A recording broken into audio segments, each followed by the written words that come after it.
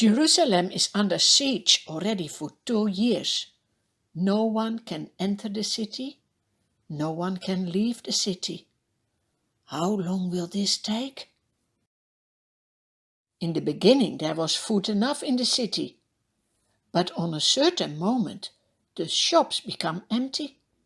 No one can bring food in the city, and no one can go out to buy some food somewhere else or go to the field to farm.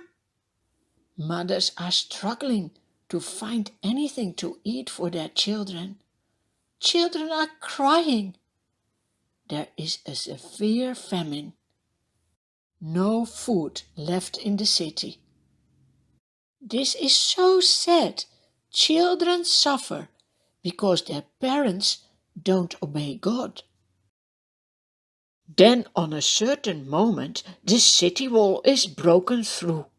The enemies come into the city. When King Zedekiah hears this, he and his soldiers flee in the middle of the night. But the enemies pursue the king and overtake him in the plains of Jericho. All his soldiers are separated from him and scattered. King Zedekiah is captured and taken to the king of the enemies. There they pronounce sentence on him. They kill his sons before his eyes. Then they put out his eyes, bind him with bronze shackles, and take him to Babylon. The soldiers from the enemy enter the city.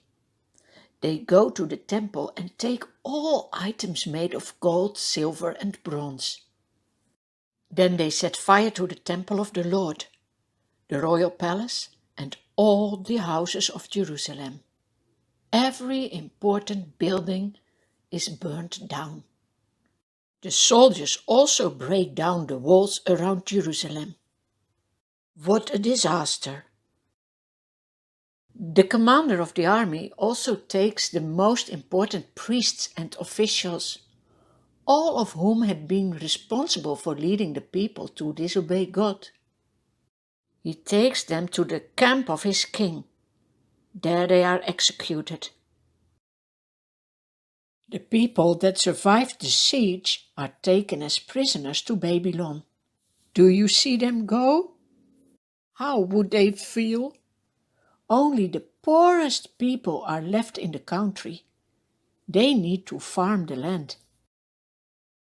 The prophet Jeremiah has warned these people for many years. They could have known that unless they repented and started to live as God wanted, they would be captured by their enemies. They had foolishly ignored all these warnings. Now they need to live as prisoners in exile. Everything God has told Jeremiah happens just as he has said. The city of Jerusalem lays in ruins. The temple is destroyed. God also has told Jeremiah that the people of Judah will remain in Babylon for 70 years.